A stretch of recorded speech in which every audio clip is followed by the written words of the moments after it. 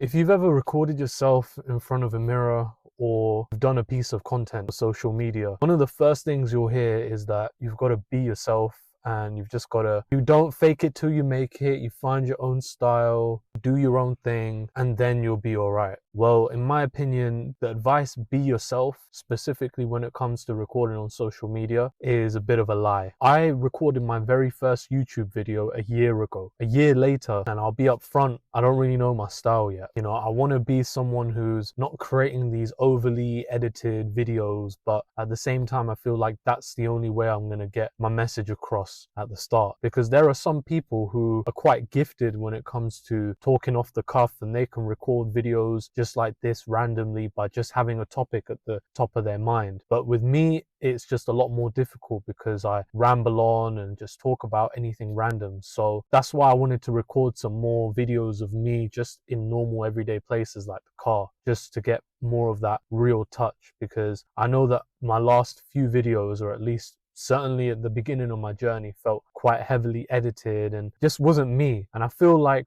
for some people that works. Again, I've been watching a lot of YouTube growth video topics and playlists and all that stuff, and again, a lot of what they say is just be yourself. But I think it's hard when you're at the start of your journey and you're just trying to find what works for you, because if you come across and make those more heavily edited videos, you can come across a bit stale, or at least your recording can just feel a bit stiff. For me, I like to talk at length about certain things, but I know on YouTube there's the art of being succinct and getting to the point. You don't want to ramble on, because that's where your viewers will drop. And it's disheartening, you know, looking at my analytics, for example, and seeing that huge drop off after 5 to 10 seconds. So it is a difficult game. And, you know, YouTube, it's a fun process. Don't get me wrong. I've been watching YouTube videos ever since I was a kid, about 9-10 years old. So I love YouTube. I've grown up with it. So many different types of videos I've watched. I'm a big Call of Duty guy, so I've watched a lot of those over the years. Football, you know, all those different sorts of videos. So YouTube has been like my television growing up, and it always feels amazing when you upload a video onto YouTube. I've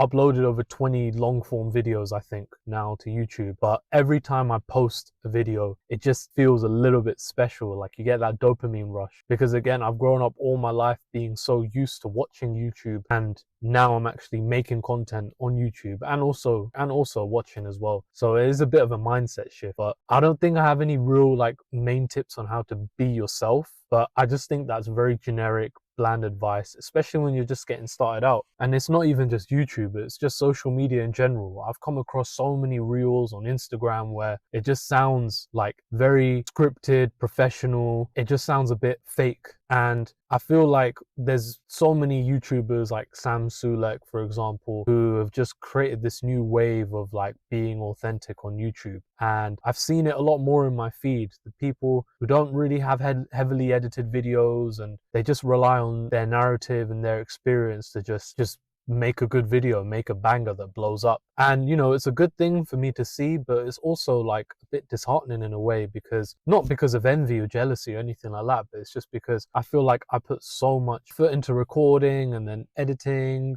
I've got it outsourced. My guy does a good job, and putting the right B-roll together, that I just feel like when I put so much effort into it and it doesn't pop, it just makes me feel a bit disheartened. But then you've always just got to remember, man, that each video is just a new chance to prove something different, a new chance to level up your skills just a little bit. Maybe you've watched a YouTube growth video. There are 5 key things that you've learned to make your videos better. Well, try one of them out in the next video, and then the next, and then the next. It's just putting the reps in, as all the big YouTubers have said in the past. Like, I remember Mr. Beast even saying, like, oh, maybe it was Mr. Beast or Ali Abdaal, one of them too, who said, if you haven't made 100 videos, don't even talk to me about growth and not getting enough subscribers. So they've put in the hard reps, they put in the hard work, and it's paying off for them, you know? So I first started my content creation journey back in July of last year, 2023. And if you're anything like me, you were a bit scared of AI when it first came out. When ChatGPT first came out, I was a little bit scared because I didn't really know how it would impact me, whether it would have a positive effect or whether it'd be quite negative. And very quickly, I just thought, let me just try and learn as much as I can about how to use it properly, how to get the best prompts out of it. I don't want to go into detail on that because that's a bit of a boring process, but eventually I got comfortable with prompting and knowing exactly what I wanted from ChatGPT. And then in July of last year, I thought, let me just start creating content. So I started creating blogs. And then after about a month and a bit, I started creating videos on YouTube, and then I stopped posting on Twitter because I just felt like I couldn't get my message across. And I still have this problem to this day on Twitter or X or whatever you want to call it, where, you know, I don't really know how to put my real voice across. Because I went to university and did a history degree and loved reading books when I was a kid, I just feel like whenever I write stuff, it always just comes out a bit too formal and a bit too bloated. So it's been very hard for me to create that balanced voice. And again, that's part of the challenge of content creation. When you first start off, especially in the self-improvement space, people can tell whether you're a phony or whether you're real. I would like to think that the very few people who have watched my videos on this channel would think that I fall in the real category, even though I know there's so much left to give yet, and I feel like I haven't really produced my best content yet. But it's a lonely road. It's a lonely road. There have been videos where it's just flopped. I've spent so much money on my editor in the last 6 months just making videos, pumping out content. There was a cycle for 6 months where every single week I would upload a video. This is how it would go. I would identify a random self-improvement topic, write about it, post it on my blog, use that blog to generate a YouTube video script using ChatGPT. I would then read that script word for word, record it, and then I would download that video from my laptop onto the editing software that I used, Descript. And each video in the first few months took me about 8 hours to edit, and that included trimming off the fat of the video, cutting out the mistakes, putting B-roll in, especially because my laptop is so slow that made it that much more slower. So even when I got an editor, I still felt that I wasn't putting out content regularly enough. And now I put out videos every 2 weeks, hoping that I can still continue the momentum and just trying to build this channel, man. I want to just help people improve and become better human beings, because in my life,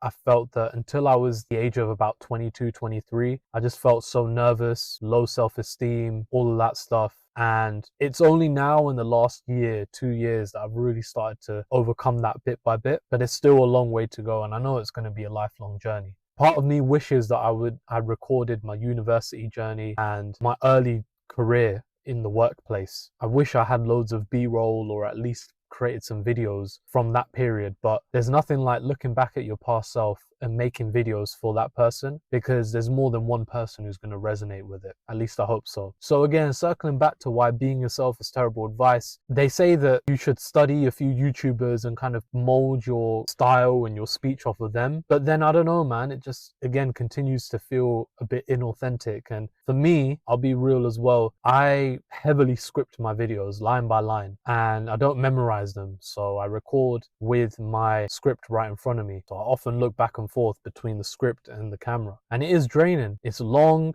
and when I record, it just doesn't feel natural. It just feels like I'm speaking into a teleprompter or reading the news. Like, I just don't feel like it's connecting. So that's one challenge that I want to overcome. And let me know if you've had those same problems, because I know it affects a lot of people who start their YouTube journey wondering, what path do I take? I still don't really feel like I've nailed down exactly what I want to do in terms of my YouTube content going forward, but I'm all things self-improvement. No matter how big or small, every step is progress. That's the message I just try and portray on this channel and on my other channels. And I've been feeling a bit burnt out recently, but I just feel like connecting with you guys through a more authentic, less edited video will just help get something out there, really. And if anyone's watching this video and feeling like they're in the same boat, or just feeling like they're a bit overwhelmed, then please watch this video, because you're not alone. I felt it for the last year, because again, it's been just about a year since I uploaded my first YouTube video. There's been so many challenges and there's been very few successes, but it's all a journey and it's all a learning process. And check out one of my earlier videos. If you want to go and have a laugh and just cringe at my expense, check out this video right here. Peace.